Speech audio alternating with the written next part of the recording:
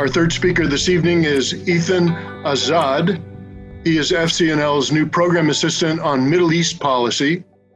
Most recently, he was a legislative fellow for Michigan Representative Rashida Tlaib, where he was responsible for the Congresswoman's Foreign Affairs and National Security portfolio. He also has worked at the National Iranian American Council. Ethan graduated from the University of California at San Diego with a major in international business. Ethan, we are glad you are with us this evening. We look forward to what you have to say to us.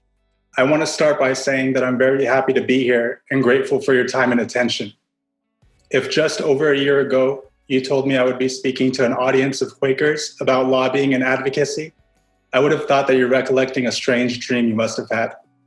I didn't know who Quakers were or what they believed in, let alone what lobbying even was. It took the imposition of US economic sanctions on my family in Iran, along with 83 million other Iranians, for me to find my way here, and to make the realization that indeed politics not only affects me, but demands of me my involvement. The Trump administration withdrew from the Iran nuclear deal during one of my final quarters at the University of California, San Diego, where I was studying for my BA in international business. As I read more about the nuances of the withdrawal and the impacts of sanctions on civilian populations, I learned that Iran's economy as a whole has suffered tremendously.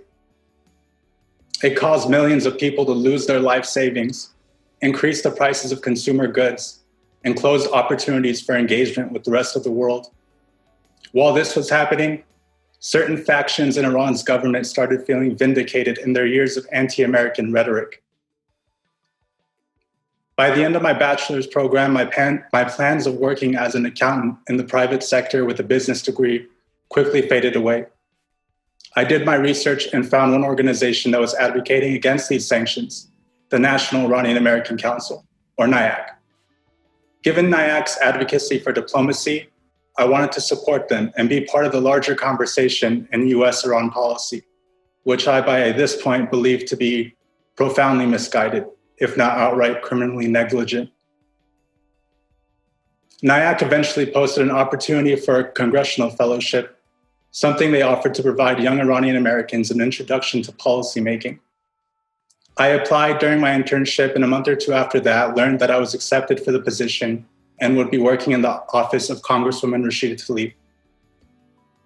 In Congresswoman Tlaib, I saw what leadership looked like up close for the first time.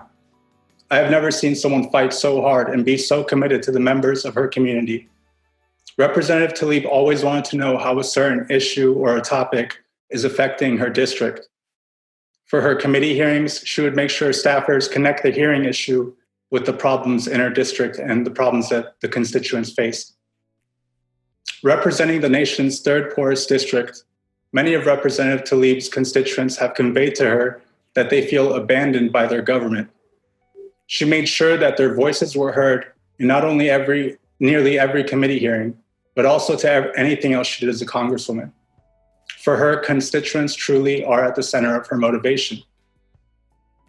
There was something incredibly humbling about seeing that dynamic. When my time at her office ended, I left with a few takeaways. I learned that constituent calls and emails greatly influence where a member focuses their attention. I also learned that minorities or people of color are not adequately represented in policymaking, and that we need more people of color to have access to these jobs so that public policy better reflects the true America. Perhaps the most important thing I learned was the importance of participation in our democracy. Left to their own devices, the powers that be will continue furthering their own interests, which are not necessarily the same as the interests of our country at large. It became clear that now, more than ever, we need to be involved before we lose our country to greed and profit. I learned about FCNL when Hassan Al-Tayeb, who leads FCNL's Middle East policy team, came to lobby at Congresswoman Tlaib's office to take action to end US support for the war in Yemen.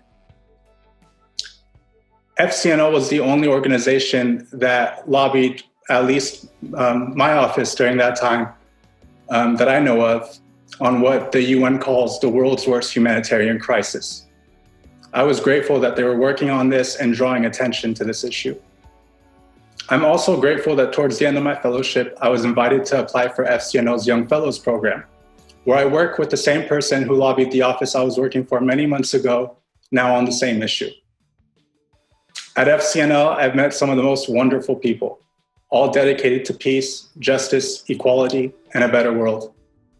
If we want our government's policies to better reflect the values that we advocate for at FCNL, it will require all of our involvement.